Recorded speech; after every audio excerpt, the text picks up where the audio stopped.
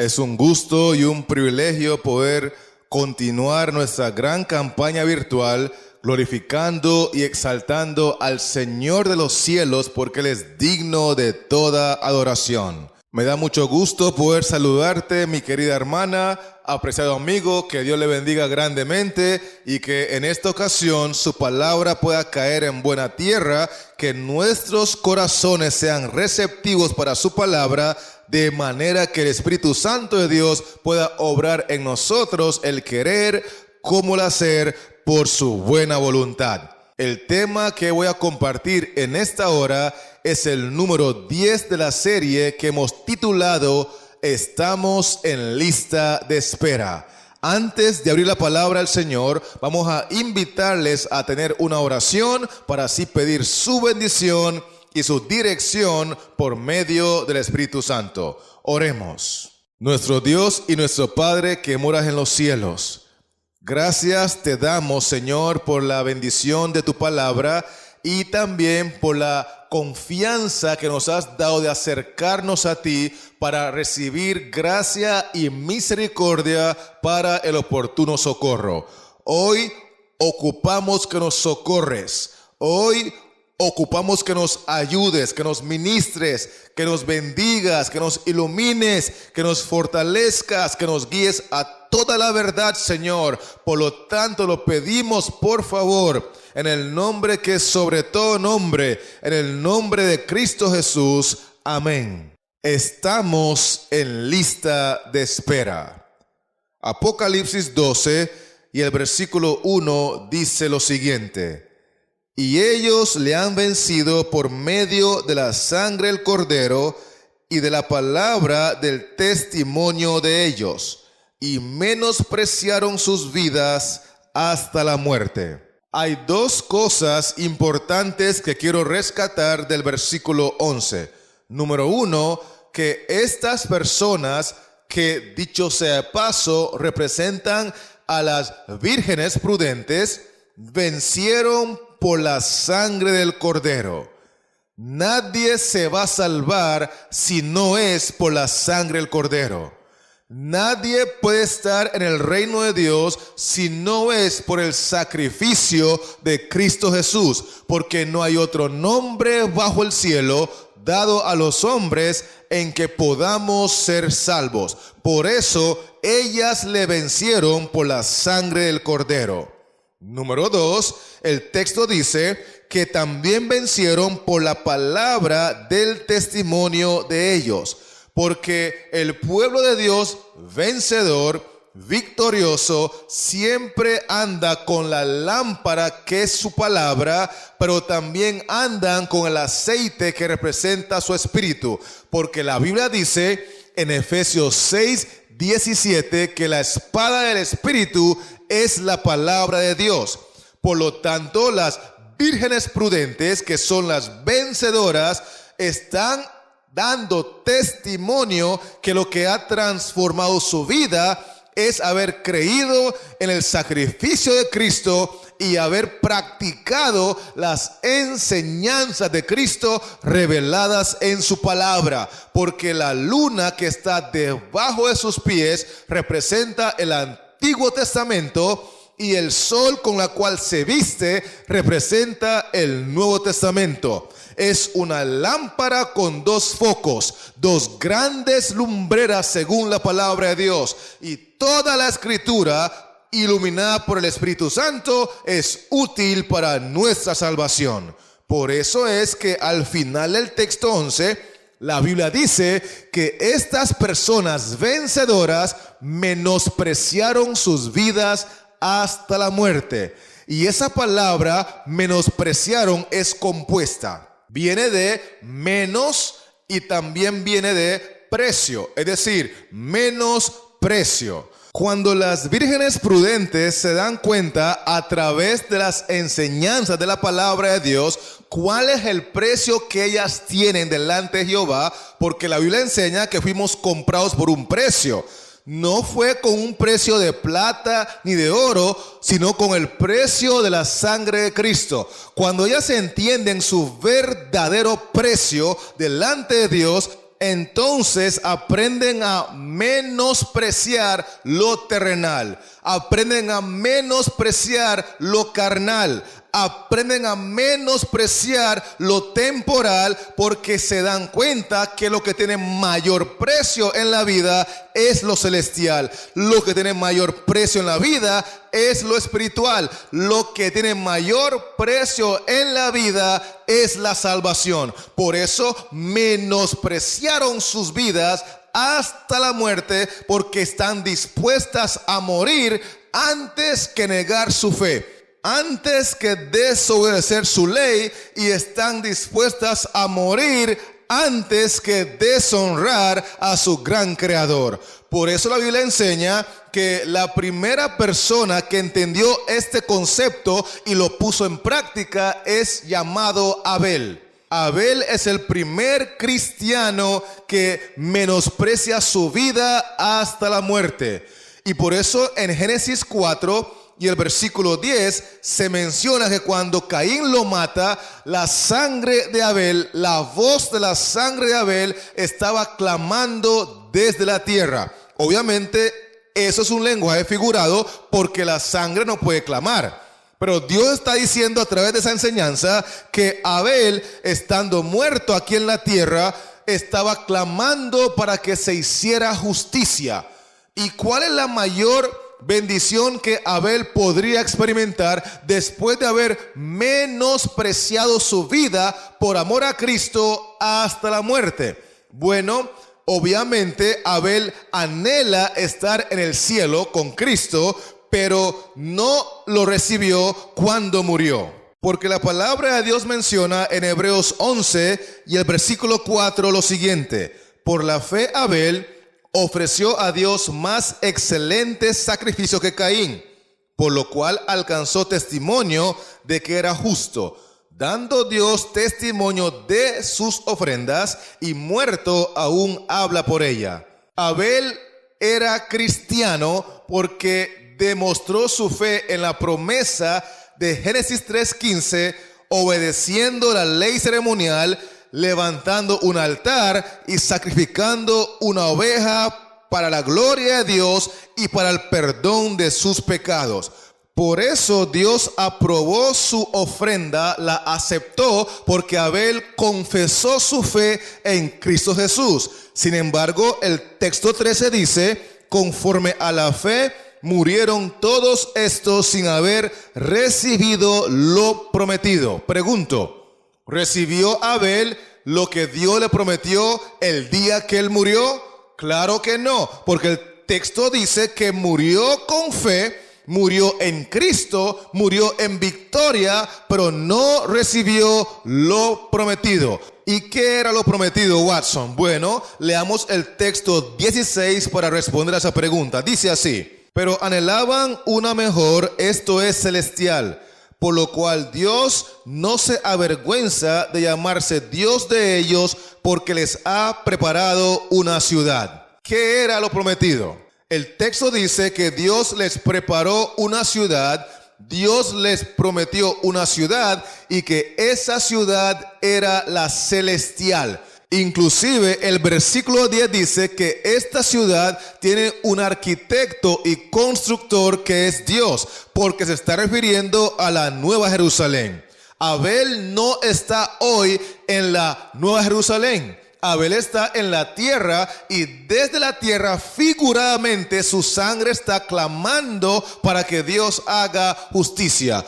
Eso es una gran lección para ti y para mí, porque podemos captar de allí que cuando una persona muere, no va directamente al cielo, no va directamente a la ciudad santa, a la ciudad celestial que Dios nos promete, porque eso no lo recibe uno cuando muere. Ciertamente Dios lo prometió, pero cuando morimos no es el momento para recibir el cumplimiento de esa promesa. Más bien, Hebreos 11, versículos 39 y 40 explica algo muy importante en este contexto. Dice así: y todos estos, refiriéndose a Abel y los demás cristianos del Antiguo Testamento que murieron en la fe, todos estos, aunque alcanzaron buen testimonio mediante la fe, no recibieron lo prometido.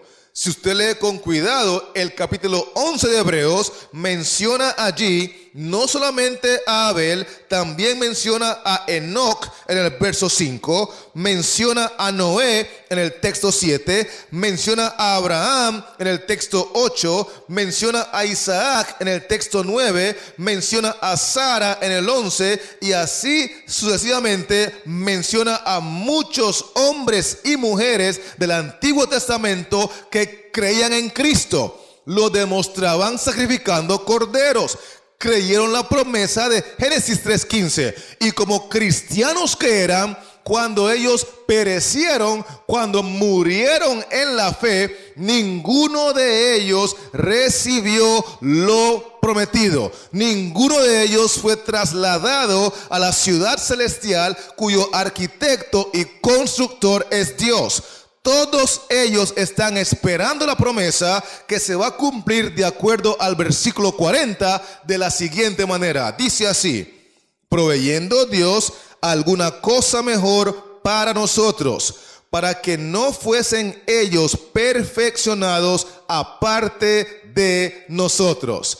En español, lo que ese texto está diciendo es que Dios anhela que tanto los cristianos del Antiguo Testamento, Abel y todos los demás que murieron en la fe de Cristo, juntamente con los cristianos del Nuevo Testamento, todos a la misma vez sean trasladados a la ciudad celestial, a la ciudad santa, para estar en la presencia de Dios.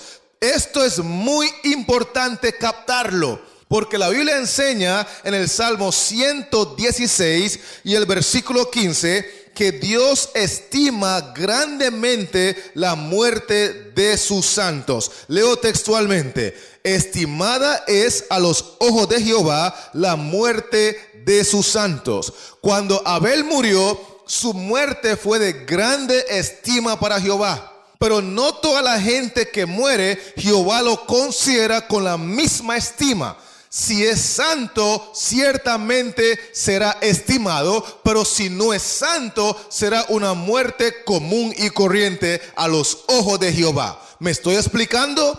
Porque aquí dice que estimada es a los ojos de Jehová la muerte de sus santos. Cuando Abel murió, fue de grande estima. Cuando Noé murió, fue de grande estima. Cuando Abraham murió, fue de grande estima. Cuando Isaac murió, fue de grande estima. Cuando mueren los santos, es de grande estima para Jehová. Sin embargo, aunque Jehová estima tanto a los santos, Apocalipsis 13 y el versículo 7 dice que Jehová suele permitir que los santos sean perseguidos, sean martirizados y sean vencidos. Leo lo que dice la palabra de Dios. Y se le permitió hacer guerra contra los santos y vencerlos. ¿Qué permitió Jehová? ¿Que hicieran qué? Guerra. ¿Contra quiénes? Contra los santos. Pero no fue que leímos en el Salmo que para Jehová la muerte de los santos es de grande estima. ¿Cómo es entonces que aquí leemos que Él permite que los santos sean martirizados, sean perseguidos y sean vencidos? Bueno, lo que pasa es que para Jehová la muerte del santo, la muerte del cristiano no es el final de la historia. Más bien, Jehová utiliza la muerte del santo, la muerte del cristiano para la gloria de su nombre. Porque desde antes de la fundación del mundo, Jehová el Padre, juntamente con su Hijo, ya tenían un plan para contrarrestar los ataques del diablo. La Biblia dice en Juan 10, versículo 10, hablando del diablo: el ladrón vino para hurtar, matar y destruir. Pero Cristo vino para que tengamos vida y vida en abundancia. ¿Cómo es que logramos tener vida después de la muerte? Bueno, leamos San Juan 10, versículos 17 y el 18. Dice así: por eso me ama el Padre, porque yo pongo mi vida para volverla a tomar. Nadie me la quita, sino que yo de mí mismo la pongo. tengo poder para ponerla y tengo poder para volverla a tomar. Este mandamiento recibí de mi Padre. Desde que se hizo el plan de salvación, antes de la fundación del mundo, el Padre y el Hijo establecieron que Cristo habría de entregar su vida para salvarnos sin que nadie lo obligara, sin que nadie lo manipulara. Él voluntariamente se despojó. Y cuando Cristo hace esto, el texto 18 dice: tengo poder para ponerla y tengo poder para volverla a tomar. Cristo venció la muerte. Y como Cristo venció la muerte, aunque Hebreos 2:14 dice que el diablo es el dueño del imperio de la muerte, Cristo hoy tiene las llaves de la muerte y el Hades, porque Él descendió al sepulcro, Él descendió al Seol, Él descendió al Hades, y estando allí abajo por 3 días, se levantó al tercer día con poder y gran gloria, porque Él tiene el poder para poner su vida y volverla a tomar. Esa es la razón por la cual Apocalipsis 1 y el versículo 17 y 18 menciona lo siguiente, hablando Cristo con el apóstol Juan: cuando le vi, caí como muerto a sus pies, y él puso su diestra sobre mí, diciéndome: no temas, yo soy el primero y el último, y el que vivo y estuve muerto, mas he aquí que vivo por los siglos de los siglos. Amén. Y tengo las llaves de la muerte y el Hades. Pregunto, ¿Cristo descendió al sepulcro, sí o no? Claro que sí. ¿Estuvo en el imperio de la muerte? Claro que sí. Pero Cristo al tercer día se levantó del sepulcro, porque Él es la resurrección y la vida, y ahora tiene las llaves de la muerte y el Hades para sacar del sepulcro a todos los cristianos que hayan descendido allí con fe y en victoria, desde Abel hasta el último. Con razón, en Apocalipsis 2 y el texto 10, Cristo dice: no temas en nada lo que vas a padecer. ¿No temas qué? No temas en nada lo que vas a sufrir. He aquí, el diablo echará a algunos de vosotros en la cárcel, para que seáis probados, y tendréis tribulación por 10 días. Sé fiel hasta la muerte, y te daré la corona de la vida. Qué impresionante este versículo, porque muchas personas creen que al entregar su vida a Cristo, entonces están exentos de sufrimiento, están exentos de padecimientos, están exentos de tribulaciones, están exentos de injusticias, están exentos de persecuciones, y aún están exentos de la muerte. Pero Cristo enseña totalmente lo opuesto, porque a través de estas experiencias adversas, negativas, contrarias, difíciles, el verdadero cristiano glorifica a Dios, porque de esa manera da testimonio de que menosprecia su vida hasta la muerte. Da menosprecio a lo terrenal que lo celestial. Da menosprecio a lo carnal que lo espiritual. Da menosprecio a lo temporal que lo eterno, porque a través de la sangre de Cristo y la palabra de Dios, los verdaderos cristianos entendemos que nada de este mundo se puede comparar con lo que Dios ha preparado para aquellos que le aman. Porque 1 Corintios 2:9 dice que hay cosas que ojo no vio, ni oído oyó, ni han subido a la mente y el corazón del hombre, las cosas que Dios ha preparado para aquellos que le aman. Entonces vamos a repasar rápidamente lo que hemos estado diciendo hasta acá. Vamos a ver, empezamos hablando de que en Apocalipsis 12 y el versículo 11 hay un grupo de personas que son vencedores y lo logran por la sangre del Cordero y también por la palabra del testimonio de ellos. La palabra de Dios que los ayuda a dar testimonio que sí se puede en Cristo Jesús. Estas personas menospreciaron su vida ¿hasta qué límite?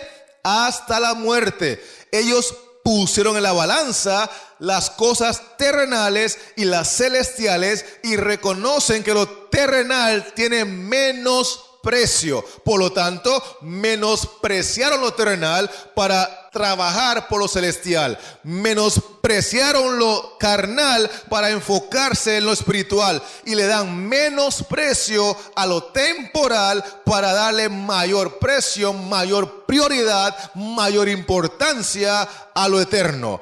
Y vimos también que el primer individuo en la Biblia, el primer cristiano que dio testimonio de haber menospreciado su vida hasta la muerte, se llama Abel. Abel fue martirizado por su hermano y Abel dio testimonio de que a pesar de no haber recibido lo prometido cuando murió, aún al día de hoy su sangre está clamando de la tierra, esperando que Dios haga justicia. También vimos que para Jehová la muerte de sus santos es de grande estima. Sin embargo, aún así, Él permite que los santos perezcan, sean martirizados, sean perseguidos, porque para Jehová la muerte no es el final. Hay una solución para la muerte y se encuentra en la victoria de Cristo Jesús, porque Él descendió al imperio de la muerte. ¿Se acuerdan quién tiene el imperio de la muerte? Según Hebreos 2:14. Eso le pertenece al diablo, ¿cierto? Y Cristo descendió al sepulcro, descendió a ese imperio, pero al tercer día se levantó en victoria, le arrebató las llaves de la muerte y el Hades, para que se cumpla aquella escritura que dice que el que cree en mí, aunque esté muerto, vivirá. Cristo venció la muerte y Él y su Padre tenían un plan diseñado para resolver el problema de la muerte desde antes de la fundación del mundo. Con ese repaso en mente, entonces vamos a continuar ahora leyendo lo que dice la Biblia en el libro de Job, el capítulo 17, hablando del lugar a donde están los muertos esperando al día de la resurrección. Job 17, leo el versículo 13 que dice así: si yo espero, el Seol es mi casa, haré mi cama en las tinieblas. Texto 16, a la profundidad del Seol descenderán y juntamente descansarán en el polvo. La palabra Seol se utiliza en el Antiguo Testamento para referirse al sepulcro.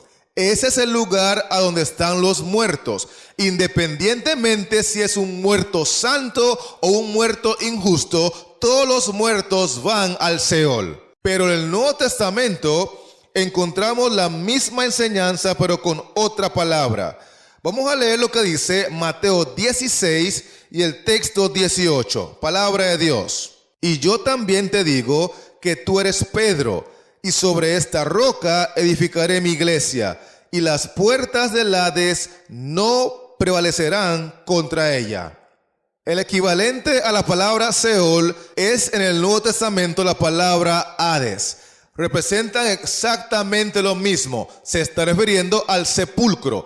Cristo dice, las puertas del sepulcro no van a prevalecer contra mi iglesia, porque ya yo tengo un plan para resolver el problema de la muerte. De hecho, note el texto 21.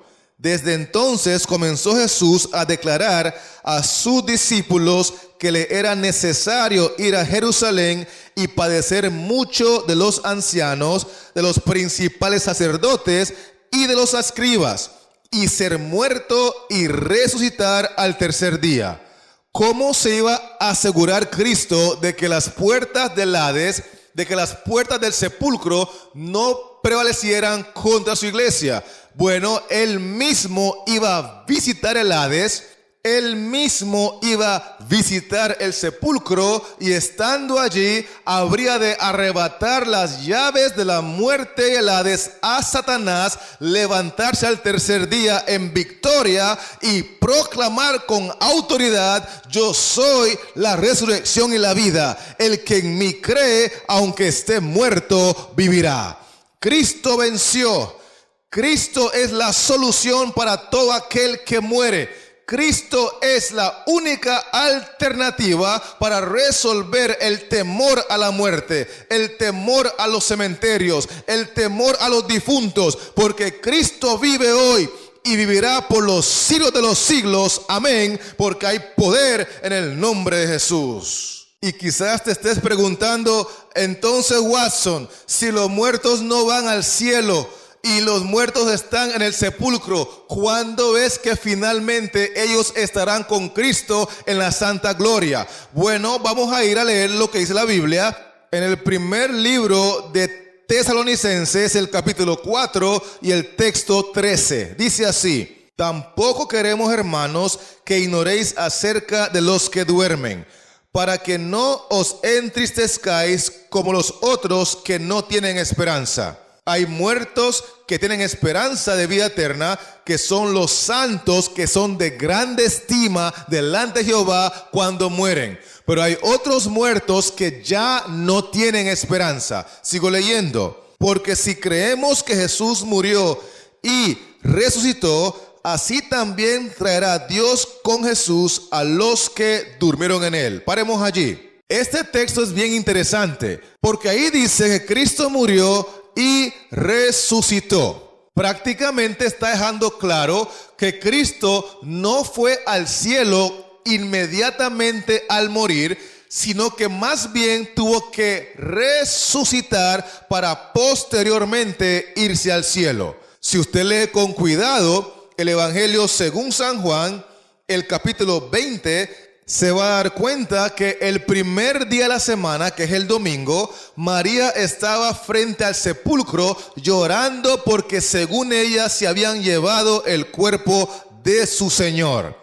En ese entonces Jesús estaba hablando con ella y ella no lo reconocía hasta que finalmente captó que estaba hablando con el Maestro. Y la Biblia dice que Cristo le dijo a ella: no me toques porque aún no he subido al Padre. Eso está registrado en Juan 20, versículo 17. Así que Cristo dice: María, no me toques.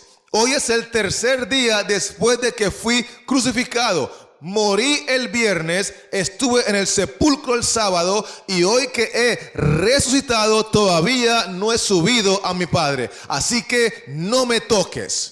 ¿Qué lección más importante para entender que cuando una persona muere, aunque sea el Hijo de Dios, aunque sea Cristo Jesús, la persona no va al cielo inmediatamente? Para que alguien vaya al cielo, necesita primero resucitar.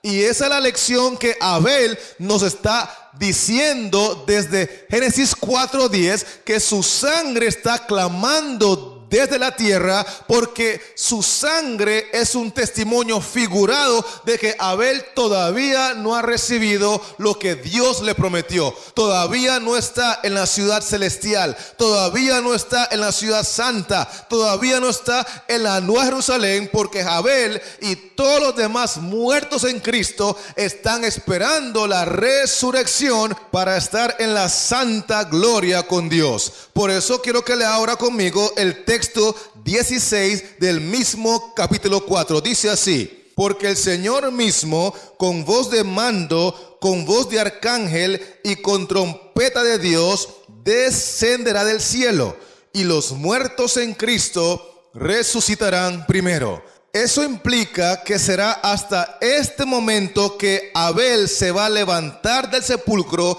para irse con Cristo al reino de Dios. Juntamente con Abel se levantará Abraham, Noé, Isaac, Sara, Esther, Ruth y todos los demás hombres y mujeres que son cristianos vencedores, se levantarán para ir a la gloria del Señor. Pero la Biblia enseña que durante ese periodo de tiempo que Cristo todavía está en el cielo intercediendo, los muertos están muertos. Los muertos no hablan. Los muertos no asustan, los muertos no maldicen, los muertos no visitan la casa de sus familiares, los muertos no pueden revelar números para comprar lotería. La Biblia enseña en el libro de Deuteronomio, el capítulo 18, versículos 10 al 12, que Dios condena la práctica de comunicarse con los muertos. Leo textualmente: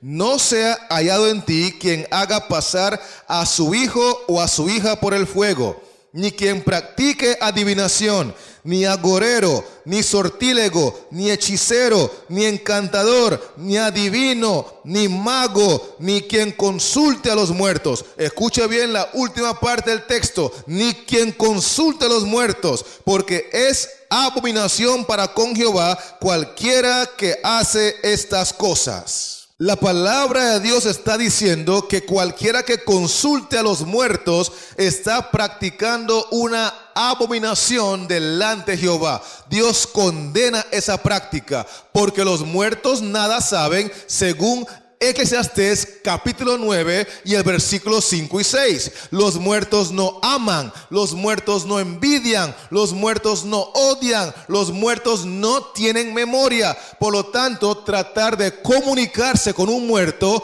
es tan sencillo como comunicarse con el rey o el dueño del imperio de la muerte, cuyo nombre es el diablo. El capo disfruta cuando una persona trata de comunicarse con su familiar que ha fallecido. El diablo disfruta cuando una persona trata de comunicarse con un amigo que ha fallecido, porque él aprovecha esas oportunidades para implementar su estrategia de engaño y su estrategia malévola para llevar a la humanidad a la perdición. Eso se llama espiritismo y Dios lo condena, porque Dios no es Dios de muertos sino de vivos, y el único muerto con el cual tú y yo deberíamos de conversar es con Cristo Jesús, porque ya no está muerto. Él estuvo muerto, pero hoy vive por los siglos de los siglos.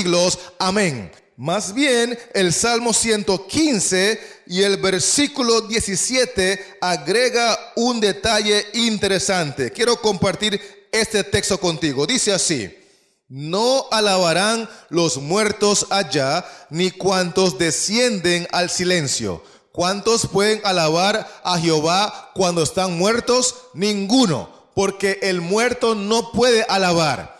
Por eso no tienes que tenerle temor al muerto, porque el muerto no te puede maldecir. El muerto no te puede echar una brujería. El muerto no puede quitarte tu esposa. El muerto no puede hacer nada. El muerto simplemente está en silencio. No trate de conversar con él, porque él no te puede responder. La persona que va a responderte para engañarte y para confundirte es Satanás, porque la práctica del espiritismo es la comunicación directa con Satanás. Por otro lado, quiero mencionar que los santos no están en el cielo, ni San Abel, ni San Abraham, ni San Noé, ni San David. Ningún santo está en el cielo. Por lo tanto, no deberíamos de interceder a los santos, ni mucho menos orarle a los santos. La Biblia enseña en 1 Timoteo 2 y el versículo 5 que hay un solo Dios y un solo mediador entre Dios y los hombres, Jesucristo el hombre. No hay otros mediadores, no hay otros que puedan escuchar nuestras oraciones, no hay otros que puedan responder a nuestro clamor, porque los santos están muertos. Y cuando tú invocas un santo en oración, estás en realidad invitando al diablo que responda a tu petición y te haga creer que eso viene en el nombre de Dios. Con razón Cristo dice en San Mateo 7, 21 al 23, que no todo el que me dice Señor, Señor, entrará en el reino de los cielos, sino el que hace la voluntad de mi Padre que está en los cielos. Y entonces muchos me dirán en aquel día: Señor, Señor, en tu nombre profetizamos, en tu nombre hicimos milagros, en tu nombre echamos fuera demonios. Y entonces Cristo les declarará: nunca os conocí, apartaos de mí, hacedores de maldad. Pregunto, ¿de dónde recibían el poder para hacer las obras maravillosas que estaban haciendo? Obviamente era un poder diabólico. Era el diablo respondiendo a peticiones y oraciones con el fin de engañar a aquellos que le oran a los santos. La Biblia enseña que el único santo que es digno de recibir nuestra oración es Cristo Jesús, porque Él es santo, santo, santo. Y Él vino a este mundo a morir por nuestros pecados, se levantó al tercer día, ascendió al reino celestial y Él intercede por nosotros delante de su Padre. No hay otro mediador entre Dios y nosotros que no sea Cristo el Señor. No hay otro camino, otra verdad y otra vida. Nadie viene al Padre si no es por Cristo. Imagínense que la palabra de Dios dice en el capítulo 9 de Eclesiastés, versículos 5 y 6, que los que viven saben que han de morir, pero los muertos nada saben. ¿Cuántos saben los muertos? Nada. ¿Puedes saber tu padre que ya falleció, que tú te graduaste con honores? Absolutamente no. ¿Puede darse cuenta tu madre que está muerta, que hoy eres un hombre felizmente casado? Claro que no. ¿Por qué? Porque el texto dice que los muertos nada saben. Los muertos ya no tienen más paga porque su memoria es puesta en olvido. También su amor ya no aman más, su odio ya no odian más, su envidia ya no envidian más, fenecieron ya y nunca más tendrán parte en todo lo que se hace debajo del sol. Ahora escuchen bien. En realidad los muertos no tienen parte en nada de lo que se haga debajo del sol en este mundo, pero tampoco tienen parte en nada de lo que se hace más allá del sol en la santa gloria. Los muertos no participan en absolutamente nada, en ningún lugar, porque ellos están en los sepulcros. Ahora bien, aunque hemos sido contundentes con la escritura para compartir que los muertos están en los sepulcros esperando la segunda venida de Cristo, hoy quiero también agregar que ciertamente sí hay algo que Dios se lleva al cielo cuando la persona muere. Para eso voy a leer varios textos porque es muy importante captar este detalle. Porque, por ejemplo, la Biblia dice en el capítulo 12 de Eclesiastés, versículo 7, así: y el polvo vuelva a la tierra como era, y el espíritu vuelva a Dios que lo dio. ¿Qué es lo que regresa a Dios según este texto? El espíritu, ¿cierto? Tome nota de esto, que esto es muy importante. Cuando muere una persona, el polvo regresa a la tierra, pero el espíritu regresa a Dios. ¿Qué tiene que ver el regreso del Espíritu con tu salvación y mi salvación? Bueno, leamos otro texto que está en el Evangelio según San Lucas, el capítulo 8, versículo 53 en adelante, hablando de la experiencia de la hija de Jairo. Lucas 8, 53, dice así: y se burlaban de él sabiendo que estaba muerta. ¿Cómo estaba la hija de Jairo? Muerta. Mas él, tomándola de la mano, clamó diciendo: muchacha, levántate. Cristo resucitó a la hija de Jairo cuando dijo: muchacha, levántate. Ahora escuchen bien el texto 55. Entonces su espíritu volvió. Entonces, ¿qué ocurrió? Cuando Cristo dio la orden: muchacha, levántate, la Biblia dice que su espíritu volvió.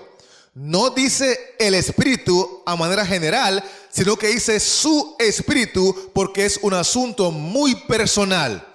Su espíritu volvió e inmediatamente se levantó y él mandó que se le diese de comer. La Biblia enseña que el espíritu regresa a Dios cuando la persona murió. Como Cristo resucitó a esta niña, el espíritu de ella que había regresado a Dios, dice el texto, volvió. Porque el espíritu, además de ser el soplo de vida, el aliento de vida, también representa de una forma muy especial la identidad personal de cada individuo. Cada persona cuando muere, su espíritu regresa a Dios porque Dios archiva su identidad personal. Por eso cuando Esteban murió, la Biblia enseña en el libro de Hechos, el capítulo 7 y el verso 59, que él presentó a Dios la siguiente petición. Hechos 7:59. Y apedreaban a Esteban mientras él invocaba y decía: Señor Jesús, recibe mi espíritu. ¿Recibe qué? Recibe mi espíritu. Porque el espíritu de Esteban es diferente al espíritu de la hija de Jairo. El espíritu de la hija de Jairo es diferente al espíritu de Watson. Cada ser humano tiene su propio espíritu, su propia identidad personal. Lo mismo ocurrió con Cristo. Cuando él colgaba en la cruz, una de sus peticiones a su Padre fue, según Lucas, el capítulo 23 y el texto 46, Padre, en tus manos encomiendo mi espíritu. El espíritu de Cristo es diferente al espíritu de la hija de Jairo. El espíritu de la hija de Jairo es diferente al de Esteban, porque cada individuo tiene su propio carácter. Su espíritu representa su carácter, su identidad personal. Y Dios sí guarda con mucho celo el carácter de cada persona, porque es a través del carácter que Dios va a determinar si aquel muerto es un santo o si aquel muerto es inmundo. El carácter de la persona es lo que Dios va a revelar en el juicio para que los santos ángeles de Dios se den cuenta si ese individuo es una virgen prudente o si es una virgen insensata. El carácter se forma a través de los años. Todos los seres humanos tenemos una identidad personal única y Dios recupera eso a la hora de la muerte. Con razón la Biblia dice en Números, el capítulo 16 y el versículo 22, hablando del carácter de cada ser humano, Números 16, 22 dice así: y ellos se postraron sobre sus rostros y dijeron: Dios de los espíritus de toda carne. ¿Notaron cómo identificaron a Dios en este texto? Como el Dios de ¿qué? El Dios de los espíritus de toda carne, porque toda carne aquí en la tierra, todo hombre aquí en la tierra, toda mujer aquí en la tierra, todo joven aquí en la tierra tiene su propio espíritu, tiene su propio carácter, tiene su propia identidad, y cuando muere, eso es lo que Dios se lleva al cielo, porque en el día de la resurrección Dios tomará ese mismo carácter, ese mismo espíritu, y lo colocará en un cuerpo nuevo si la persona al morir fue un santo, pero lo colocará en el mismo cuerpo deteriorado si la persona al morir fue inmunda. ¿Me estoy explicando? ¿Me estoy dando a entender? Es crucial morir en victoria, pero para morir en victoria necesitamos tener un carácter semejante al de Cristo antes de morir. Por eso la Biblia dice en Filipenses 1 y el versículo 21 que para mí el vivir es Cristo y el morir es ganancia. Pero ¿cómo yo puedo asegurarme de morir en victoria, que mi muerte sea ganancia? La única manera es que mi vida debe de estar en Cristo. Por eso el texto dice, para mí el vivir es Cristo. Si yo estoy viviendo en comunión con Cristo, si Cristo ha transformado mis deseos, si Cristo ha transformado mis gustos, si Cristo ha transformado mis hábitos, si Cristo ha transformado mis costumbres, si Cristo ha convertido mis debilidades en fortalezas, si Cristo me ha limpiado y me ha lavado en su sangre preciosa, me ha transformado de un pecador a un santo por el poder del Espíritu Santo, y yo muero de esa manera, para mí el morir es ganancia. Pero si una persona sigue viviendo la misma vida antigua, sigue hablando la misma forma antigua, sigue comportándose de la misma manera antigua y muere muere, esa persona no está muriendo en ganancia porque no estaba viviendo en Cristo. Por eso es importante entender que para mí el vivir es Cristo. Y lo peor del asunto es que todos y cada uno de nosotros, hermana que me escuchas, estamos en lista de espera. ¿Qué cosa dije? Que estamos en lista de espera. ¿Me está entendiendo o quiere que le dé una explicación en español? Lo que estoy diciendo en español es que todos y cada uno de nosotros, con el simple hecho de estar vivos, estamos en la lista de espera de la muerte, porque la muerte no avisa, la muerte no manda un correo con antelación, la muerte no manda una foto por WhatsApp para que se prepare. La muerte simplemente llega, y quizás cuando menos se espera, porque todos estamos en lista de espera. Además de estar viviendo en la hora pico, además de estar viviendo en la hora más solemne de la historia de este mundo, también estamos en lista de espera. Y la Biblia dice en Apocalipsis 12 y el versículo 12 que el diablo sabe que estamos viviendo en la hora pico, y esto es lo que él hace porque entiende la solemnidad del tiempo. Leo textualmente Apocalipsis 12:12. Por lo cual alegraos cielos y los que moráis en ellos. Ay de los moradores de la tierra y del mar, porque el diablo ha descendido a vosotros con gran ira, sabiendo que tiene poco tiempo. ¿Cuánto tiempo sabe el diablo que él tiene? Tiene poco tiempo, porque él entiende las profecías bíblicas y él reconoce que estamos viviendo en la hora pico. Por lo tanto, ha incrementado su trabajo, ha incrementado su celo por destruir, por hurtar y por matar, al punto hoy que tantos jóvenes y adolescentes están muriendo antes de tiempo porque están en malos pasos. Están muriendo antes de tiempo porque andan con malas compañías. Y la Biblia dice en 1 Corintios 15:33, no erréis, porque las malas conversaciones, es decir, las malas compañías, corrompen las buenas costumbres. Y la Biblia también dice en el libro de Eclesiastés capítulo 7 y el texto 17, no hagas mucho mal ni seas insensato, porque habrás de morir antes de tu tiempo. Muchos de los jóvenes hoy están muriendo antes de tiempo. Muchas personas hoy están muriendo antes de tiempo porque el diablo ha incrementado su trabajo porque sabe que le queda poco tiempo.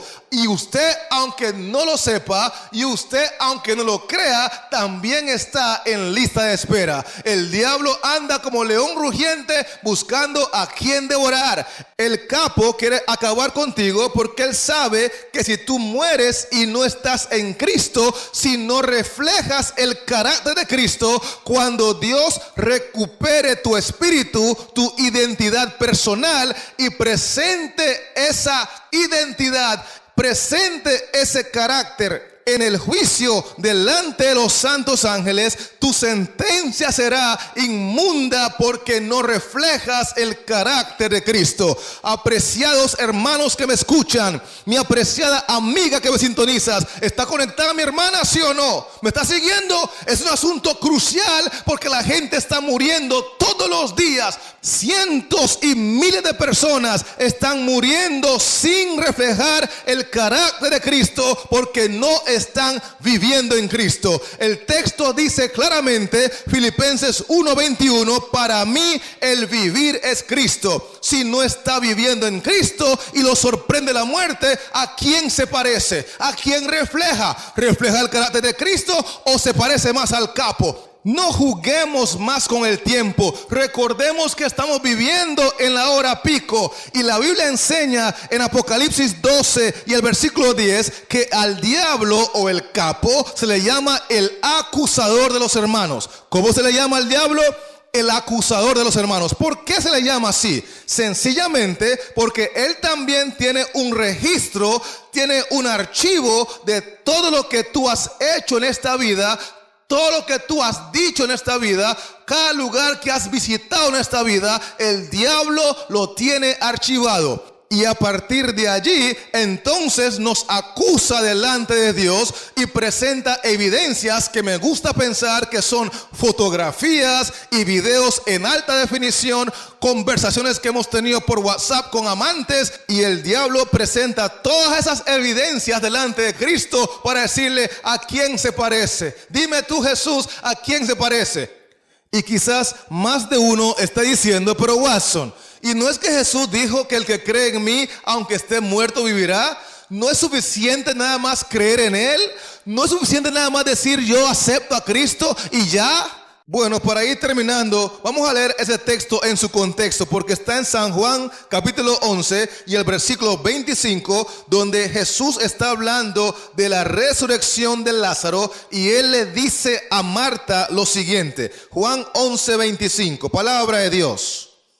Yo soy la resurrección y la vida. El que cree en mí, aunque esté muerto, vivirá. ¿El que qué? El que cree en mí, aunque esté muerto, vivirá.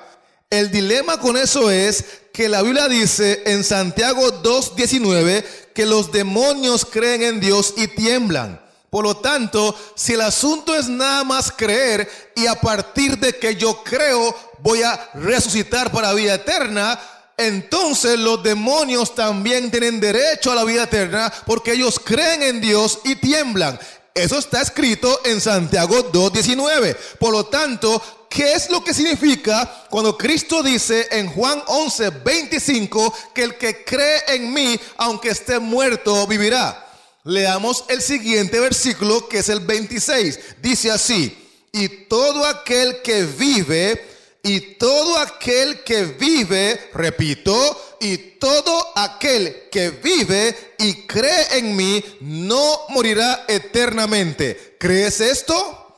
¿Qué significa, de acuerdo a Cristo, el creer en Él? Bueno, el texto 26 dice que todo aquel que vive y cree en Él, porque cuando yo creo en Cristo, entonces yo vivo diferente. Cuando yo creo en Cristo, entonces yo hablo diferente. Cuando yo creo en Cristo, entonces yo visto diferente. Cuando yo creo en Cristo, entonces yo frecuento lugares diferentes. Cuando yo creo en Cristo, entonces yo miro programas en la tele diferentes. Cuando yo creo en Cristo, yo escucho música diferente. Cuando yo creo en Cristo, entonces yo bebo y como diferente. Porque cuando yo creo en Cristo, el simple hecho de creer en Cristo y creer en su palabra me cambia la forma de vivir. Creer en Cristo afecta mi estilo de vida. Creer en Cristo afecta mi conducta. Creer en Cristo afecta mi carácter. Por eso el texto dice que el que cree en mí, aunque esté muerto, vivirá. Porque creer en Cristo significa vivir para la gloria de Cristo, reflejar el carácter de Cristo, glorificar el nombre de Cristo. Y Pablo confirma ese mismo pensamiento cuando él dijo en Filipenses 1:21: para mí el vivir es Cristo y el morir es ganancia. Apreciados amigos que me escuchan, estamos en lista de espera.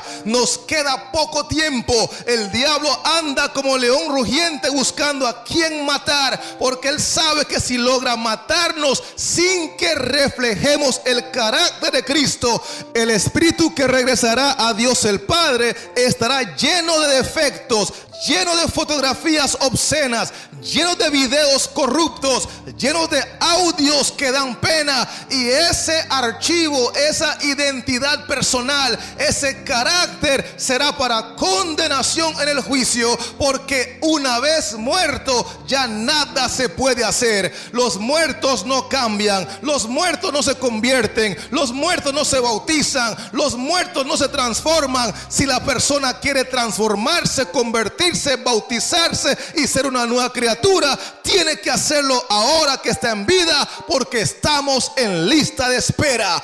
Y por eso la palabra del Señor dice: si hoy oyeres su voz, no endurezcáis vuestros corazones como en el día de la provocación, porque el que tiene oídos para oír, oiga que estamos en lista de espera.